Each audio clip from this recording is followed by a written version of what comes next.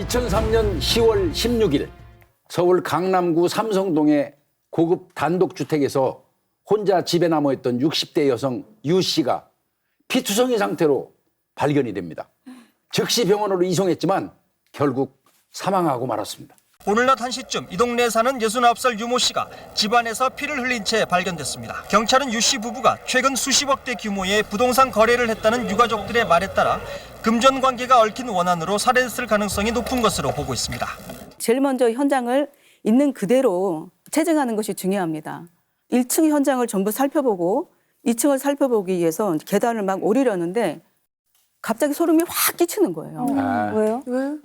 마치 2층 어딘가에서 범인이 흉기를 들고 숨어 있을 것만 같은 그런 느낌도 들었었고요. 아직 그 범죄 현장에 남아 있었던 범인의 살기가 아니었을까. 저는 충분히 좀 이해가 되긴 하는데 사건 현장에서 뭔가 알 수 없는 어떤 그런 팽팽한 그리고 뭔가 좀 불길한 서늘한 느낌. 막 서늘한 느낌.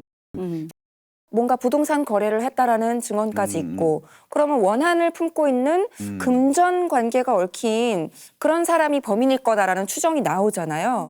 그거하고 연관돼서도 경찰이 다각도로 수사를 했는데 네. 그럼에도 불구하고 안타깝게도 용의자로 딱 특정할 수 있는 어떤 인물이 발견되지 않았습니다. 숙명 8명의 교수가 부인과 함께 집에서 숨진 채 발견돼 경찰이 수사에 나섰습니다. 사망자 머리에 둔기로 맞은 상처가 있고 경찰은 일단 원한 관계에 의한 살인으로 보고 있습니다. 서울 구기동 61살 고모 씨 집에서 고 씨의 어머니 85살 강모 씨와 부인 60살 이모 씨, 그리고 35살 아들이 머리에 피를 흘린 채 쓰러져 있었던 것으로 알려졌습니다. 머리를 둔기로 맞아 이미 숨진 상태였습니다. 서울 회화동의 한 2층 단독주택입니다. 87살 김모 씨와 간병인 50살 백모 씨가 숨진 채 발견됐습니다. 와, 그러니까 불과 2달 정도의 기간 사이에 네, 그렇죠. 고급 단독주택에서 유독 노인들을 겨냥한 살해 사건이 4건이나 연이어 발생을 했다는 건데 김희숙 교수님께서는 이 4건의 현장에 모두 출동을 하셨나요? 이 4건의 사건 같은 경우는 3번째, 4번째 사건이 저희 팀 담당이었어요. 구기동 사건은 2번째 사건인데 옆팀 사건이었는데 추가 현장 감식을 위해서 현장에 출동했었고요. 연쇄 살인 사건을 판단하는 기준은 여러 가지가 있는데 그중에 가장 중요한 것은 범행 수법입니다. 부위층을 대상으로 했고 피해자들의 가격 부위가 전부 머리에 집중되어 있었던 거예요. 맞아요. 범행 도구가 같은 형태의 둔기라는 점. 그런데 이제 2번째 사건인 구기동 사건에서 발견된 그 희미한 족적, 희미한 그 혈흔 족적이 삼성동에서도 발견이 된 겁니다. 발자국이? 네. 그런데 해화동 사건이 터졌잖아요. 네네. 구기동 사건과 삼성동 사건에서 발견된 족적이 해화동 사건에서도 발견되었다는 게 결정적이었습니다. 그러네. 지금 보시는 건 이번 사건 피해자였던 분의 두개골을 컴퓨터 그래픽으로 재현한 것입니다. 보시는 것처럼 피해자의 두개골은 완전히 함몰된 상태입니다. 아니, 저만큼 무너져 내린 거예요? 여러분은 두개골을 구성하는 뼈의 개수가 총 몇 개라고 생각하시나요? 두개골을 구성하는 뼈는 22개나 됩니다. 서로 톱니바퀴처럼 이렇게 꽉 물려 있어갖고 충격을 받으면은 분산 완화시켜주거든요. 당시 피해자들이 두개골에 있던 손상들은 면적이나 길이로 보아 아주 무겁고 큰 둔기로 맞아서 생긴 것으로 보였는데요. 건설 현장 등에서 쓰이는 커다란 쇠망치 같은 물건이 범행에 쓰여질 것이라고 추정했습니다. 벽 부술 때 사용하는 그 공구 말씀하시는 것 같은데 그게 혹시 맞나요? 네. 벽 허물거나 그럴 때 쓰는 도구입니다. 근데 그걸로 어떻게?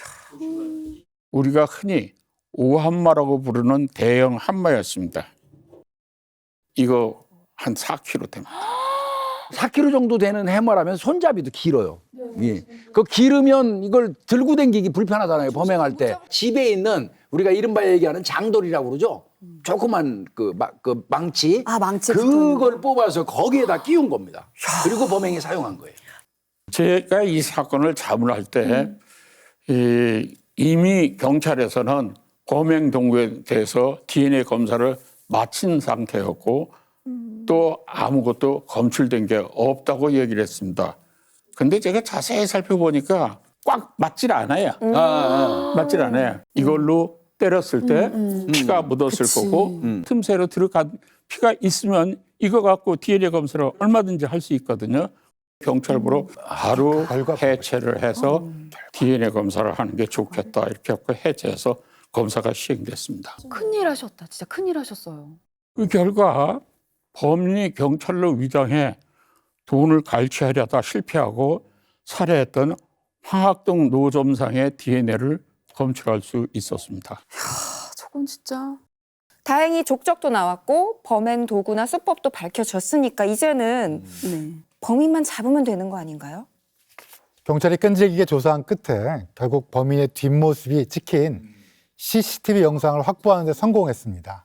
가방을 맨 남자가 도로를 따라 내려갑니다. 짧은 스포츠 머리를 한 20, 30대 남자로 키는 170cm 정도입니다.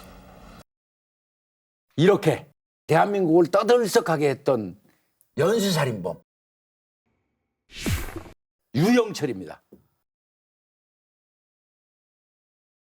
오늘 드디어 유영철 사건을 다루는 맞습니다. 거구나. 공개 수배를 한 거는 2003년 12월이었습니다. 맞아요. 유영철이 잡힌 건 그로부터 약 7개월이 지난 2004년 7월 15일이었습니다. 7개월 만에. 그때 어떻게 검거됐죠? 잘도 빠져나갔었는데. 전직 형사였던 분이 아마 이제 퇴직하고 나가가지고 출장 마사지 업소를 운영을 한 것 같아요. 출장 여성을 부르는 전화가 올 거 아니에요. 발신자 번호. 근데 이제 그 번호가 특정 번호예요. 그 네. 번호로 온 전화만 받고 여성이 나가면 매번 그 여성이 사라져 버리는 거예요. 전화로 아가씨를 보내면 애들이 일을 갖다가 오질 않는 거예요. 통화가 아예 안 되고 그래가지고 의심을 했죠. 그래갖고 이거는 납치다 생각하고 제보를 하게 된 거죠. 유영철이가 또 출산 마사지사를 또 요청을 했어요. 또 제보했던 형사님이 얘기해서 이제 출동한 파출소의 순경이랑 같이 현장에 나간 거죠. 그래서 유영철을 붙잡은 거예요. 긴급 체포하고 서울청 기동수사대로 데리고 옵니다. 사실 처음 체포되어서 조사받을 때 내가 이제 26명을 죽였다라고 얘기를 했습니다. 26명? 자기 입으로요? 솔직히 26명이면 말도 안 돼요. 엄청난 거잖아요. 엄청난 거죠. 말도 안 돼요, 굉장한 진짜. 거죠. 부유층 단독 주택 맞아요. 살인 사건, 그 4건의 살인 사건 진범이 본인이라고 주장을 하니까 그렇죠. 우리 경찰에서는 긴가민가 할 수밖에 없었죠. 본인이 세상을 떠들썩하게 하는 그런 범죄자, 난 대단한 사람이다 사실은. 포장하고 싶어서 그런 거예요. 유영철의 자백 진술을 받던 날 수사부장님께서 제게 전화를 하셨어요. 유영철이 진술이 사실인지 아닌지 확인해야 되니까 기동수사대로 좀 와달라. 네. 그때가 밤 11시쯤 됐을 11시. 거예요. 서울에서는 그 폭우가 억수같이 쏟아지는 날이었어요. 그 폭우를 뚫고 기동수사대로 달려갔죠. 그래서 진술을 듣고 있었는데 정말 사건 현장 내용을 그대로 얘기를 하는 거예요. 뭐 안방은 어디에 있었고 안방에는 어떤 물건이 있었고 화장실은 어디 있었고 피해자는 어떤 위치에서 이렇게 있고 정확하게 일치를 했죠. 그 유영철의 진술을 듣는데 막 소름이 쫙 돋았어요. 살해도 살인데 저는 이 범행 수법이 이거 심하게 시신을 훼손했다는 것 자체가 너무 저는 충격적이었던 것 같아요.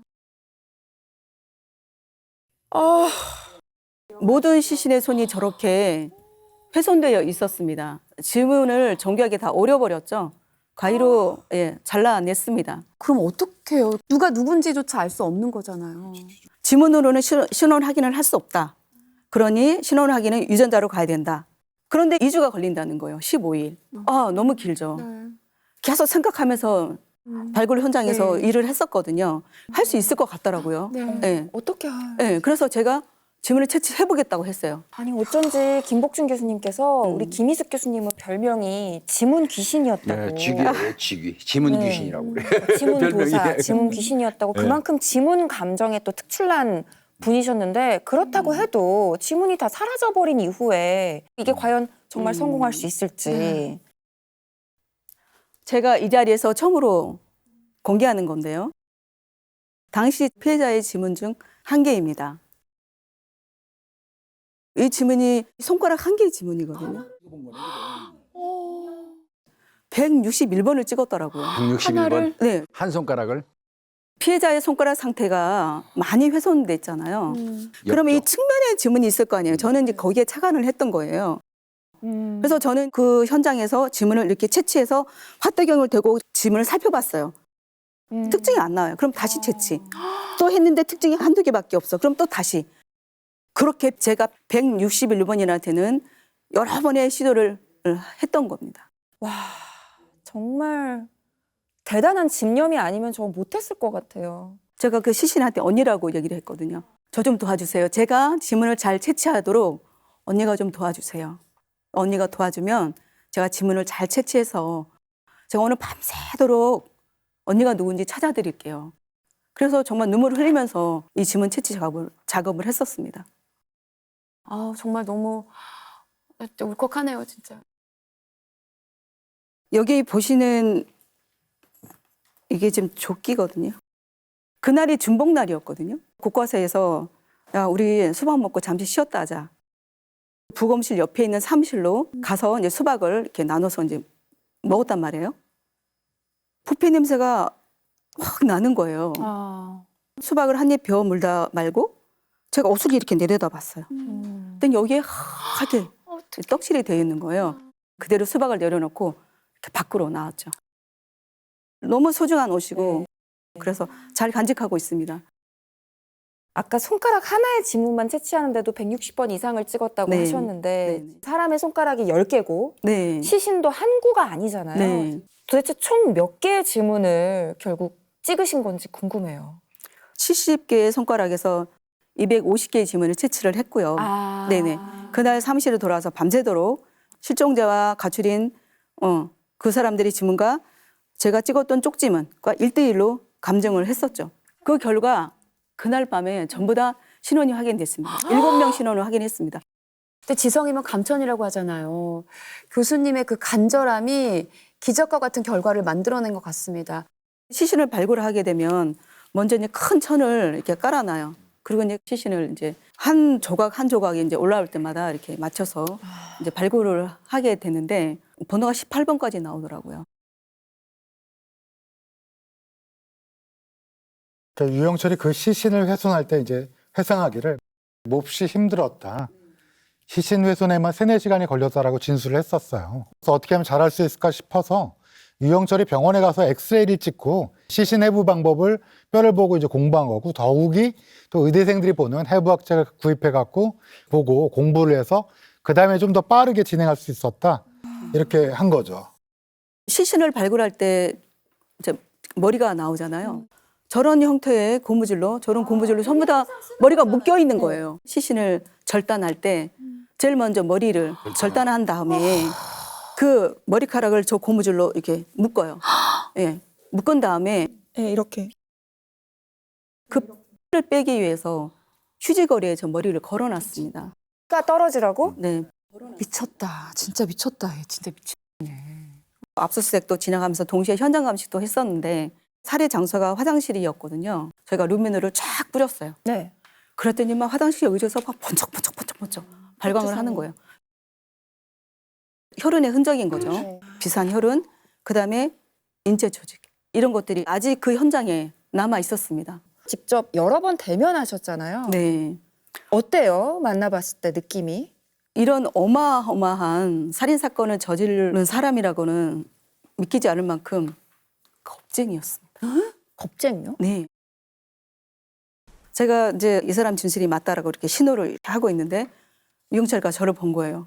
갑자기 유영철이 저를 이렇게 쳐다보더니 눈이 막 이렇게 커지면서 당신 누구야? 당신 피해자야? 혹시 나 알아요? 현장에 거기 있었어요? 저한테 질문을 막 던지는 거예요. 당황한 건가요? 네, 당황한 기색이 역력했죠. 수사부장님께서 얘기를 했죠. 이분은 당시 현장에서 나와서 수사를 했던 수사관님이시다. 그러니까 유영철이가 여자가 여기 왜 있어? 그때 너무 불쾌했습니다.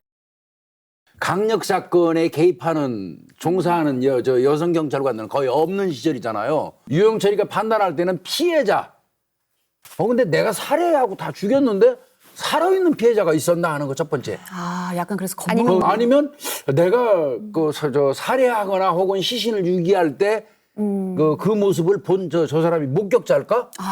이런 두려움. 이런 거 등등이 작용을 했을 거예요. 생각할 수 이게 괘씸한 게 여성이라고 좀 우습게 본 그게 있었나 봐요. 1991년 유영철은 결혼을 했는데요. 그해 9월 특수절도죄를 저질러 재판을 받았습니다.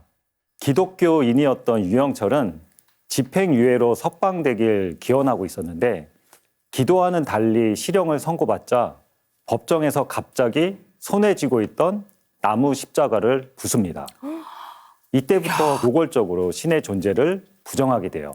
그 이후에도 범행은 지속됩니다. 절도죄, 공무원 자격 사칭죄, 강간죄 등등으로 교도소를 이제 들락거리게 됐고요. 어떤 여성이 같이 살겠습니까, 그거? 그러니까 이제 이혼 당하면서 아들의 양육권마저 완전히 이제 박탈되게 되는 거죠. 이때부터 이제 아마 유영철이의 이 뇌리 속에 아내에 대한 증오, 더 나아가서는 이제 폭넓게 여성에 대한 어떤 미움, 증오 이런 게 이제 생기기 시작한 걸로 보입니다. 이혼에 따른 유영철의 절망과 분노가 평소 적대감을 갖고 있던 부유층을 대상으로 한 연쇄살인을 시작하는 동기가 되었다고 볼 수 있습니다. 공개 수배가 되니까 대상을 바꿨잖아요. 자신이 손쉽게 유인할 수 있는 피해자를 선택한 것이죠. 전화 한 통이면 여자들을 만날 수 있잖아요. 이 계기로 여성들이 함부로 몸을 놀리거나 하는 일이 없었으면 하고. 착각 속에 빠져 있는 것 같은 게 본인이 무슨 대단한 사회적인 저항을 하는 사회운동가인 것처럼 혁명가인 것처럼 대단한 차별적 혐오적 발언이었던 것 같아요. 유영철은 부유층 대상 살인 범죄를 4건 저지른 뒤에 심리적 냉각기를 가지며 전화방에서 만난 한 여자와 지속적으로 관계를 맺고 사귀게 되는데요. 여자친구가 유영철의 과거 범죄 전력 등을 알게 됐고 이를 계기로 헤어지게 됩니다. 그녀를 붙잡고 싶었던 유영철은 집요하게 연락하면서 재결합을 시도했지만 그 여성은 휴대폰을 교체하고 말도 없이 이사하면서 완전히 연락을 끊어버렸어요. 이에 심한 배신감을 느낀 유영철은 성매매 여성들을 살해해서 전 여자친구에게서 느낀 배신감을 보상받기로 한 것입니다. 여성들이 주변에 적지 않았어요. 그런데 오래 못 가는 이유가 늘 하는 짓이 나쁜 짓이니까요. 교도소에 수감된 뒤에도 한 월간지 기자하고 한 5달 넘게 편지를 이제 주고받았거든요. 제 오피스텔에서 16명을 그렇게 할 때마다 용기를 내기 위해 음악을 틀어놓고 범행을 했었을 정도로 저 또한 용기가 필요했던 사람입니다. 겉멋만 잔뜩 들어가지고 말이죠. 그런 표현이나 늘어놓으면서 보통 사람이 아니다. 나는 이만큼 잘나고 똑똑하다. 뭐 이런 주장을 하고 싶었던 것 같아요. 우리가 유영철 주거지 오피스텔에 현장 감식을 했잖아요. 근데 거기 스케치북이 있었거든요. 유영철이가 사용하는. 이게 그림이에요? 글씨도 컴퓨터가 쓴 것 같아요. 2004년 12월 20명을 살해한 혐의 이외에도 방화, 절도 등 수많은 어떤 혐의가 적용이 돼가지고 결국 사형을 선고를 받았어요. 같은 인간이라는 종족인데 너무 무서워요. 이런 고도로 발달된 사이코패스가 또 우리 세대 안에 없으리라는 보장이 없잖아요. 이 유영철 사건 같은 경우는 그때 당시에는 여러 가지 제도 뭐 이런 시스템들이 발달되지 않아서 연쇄살인 사건이 이렇게 발생했지만 지금은 절대 이제 어림없죠. 예, 바로 검거됩니다. 네, 유영철이 말했었죠. 함부로 몸을 놀리지 말고 반성해야 된다라고. 그 누구보다도 반성하고 바르게 살았어야 할 사람은 바로 유영철 자신이 아니었나요?